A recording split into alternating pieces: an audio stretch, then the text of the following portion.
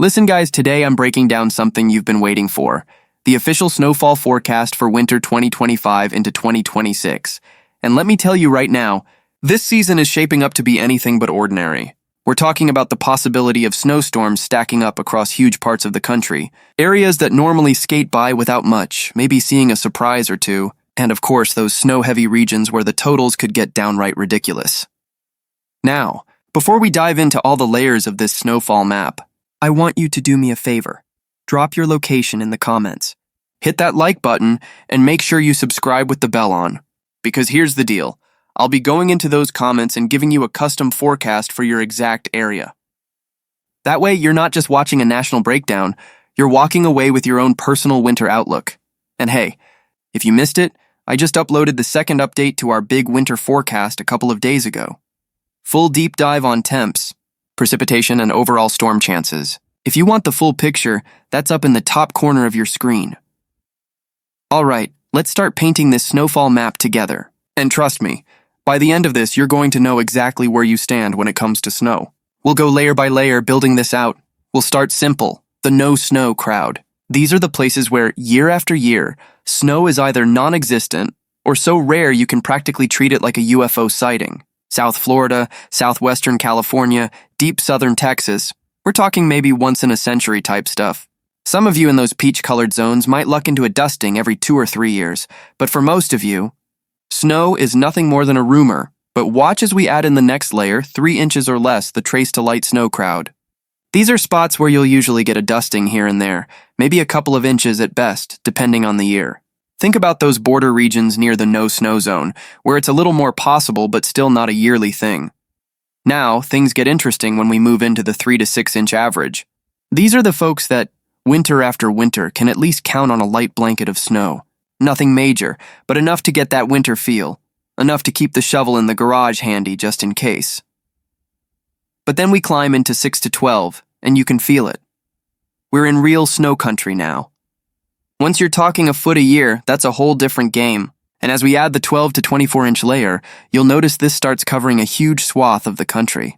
Roughly half the nation lives in this zone, where winter isn't just a chilly inconvenience, it's something you've got to prepare for. From there, we keep building it up, 2 to 3 feet on average across the darker blues, 36 to 48 inches in the snow belt, and then it gets downright wild. When we start shading in those 48 to 72 inch regions, now we're talking about the Great Lakes snow machine, the Rockies, the Cascades, places that don't just see winter, they live winter. And then we top it off with the red zones, 72 inches plus. The overachievers, these are the spots that rack up snow like it's a full-time job. The mountains of the West, the heavy lake effect corridors, northern New England. For some of these places, 100 inches isn't a shock, it's just another season. Now, and this is the important part, that's the average. That's what you can usually expect if things play out in line with history. But this year, that's where things get tricky. Because averages don't tell the whole story. Timing, storm tracks, temperature swings, they can make or break your winter totals. So here's where our snowfall chance forecast comes in. And this is where I think things get really exciting. Based on the setup we're looking at right now, likely leaning toward a weak La Niña, or at least a neutral setup tilted in that direction, the Southwest is in trouble when it comes to snow. That storm track that usually feeds them in an El Niño? Shut down. California, Nevada, Arizona, New Mexico. You'll still get snow in the mountains, sure, but the overall chances lean lower than normal. Even a below-average year out there still stacks up more than most parts of the country. But compared to your usual, this looks like a leaner season.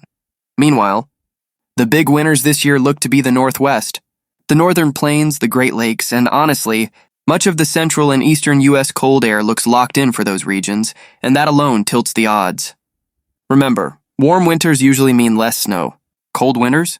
That's when the doors swing wide open for storm after storm to actually deliver. If you're east of the Rockies, you're in play for above-average snowfall chances. Now here's where it gets really interesting. The latest index reading is sitting at negative 0.88. That lines up with a weak La Niña right now, but this thing isn't locked in. The Climate Prediction Center is already hinting that we may start December in La Niña territory, only to transition back to neutral as we head into January and February. That timing? That's huge. Because it means this winter won't be locked into one single mood. It's going to evolve. December could bring the La Niña flavor, the strong polar jet driving frigid air south out of Canada, the Pacific jet slamming into the northwest with storm after storm. Then as we flip the calendar into 2026, the atmosphere could loosen up into a neutral state. That's when things get volatile. That's when you get weeks of snowstorms followed by weeks of flooding rain. A true roller coaster. Think about what that means on the ground. In the northern plains, the Great Lakes, the Midwest, brace yourself for cold, and I mean real cold. The kind of Siberian air that sometimes spills over the pole.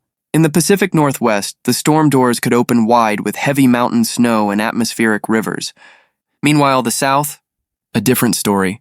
We could see drought intensifying across the desert Southwest and stretching into the Gulf Coast, while the Ohio Valley turns into a battleground for snow, ice, rain, even severe weather outbreaks. And if you're thinking, well, maybe neutral winters aren't so bad, let me remind you, January 2000, Arkansas, a neutral setup. A historic snowstorm buried areas south of Little Rock with more than a foot of snow. Nobody saw that one coming until it was too late. That's what these in-between winters can do. They surprise you. They hit places you wouldn't expect, and this is just the setup. When we go month by month, it paints an even sharper picture. December, the Pacific jet raging, hammering the northwest. Colorado lows spinning up, marching eastward. And unleashing snow across Kansas City, Chicago, St. Louis, January. The cold snaps harden, storm tracks dip farther south. And those Texas hook storms feed blizzards straight into the Midwest. February, the atmosphere reaches peak intensity. The jet stream tilts, low-pressure bombs out across the plains, and we're suddenly looking at blockbuster snow systems, crippling ice storms, and yes, even severe tornado outbreaks ripping through the southeast. So here's the bottom line. Winter 2025 into 2026 is not looking ordinary. It's looking active, volatile, and dangerous. The Midwest and Great Lakes are staring down the barrel of multiple 8-inch-plus snowstorms. The southeast could see an above-average tornado season in the dead of winter. The Southwest? A deepening drought. And the Northwest? Floods, slides, and mountain snow stacking higher and higher. Folks, this isn't just about numbers on a map. This is about knowing what's coming so you can prepare. And I'll be right here with you storm after storm, breaking it all down as it happens. So do me a favor. Hit that subscribe button, give this video a thumbs up, and share it with someone who needs to hear it. Because this winter, it's coming, and it's going to be one we remember.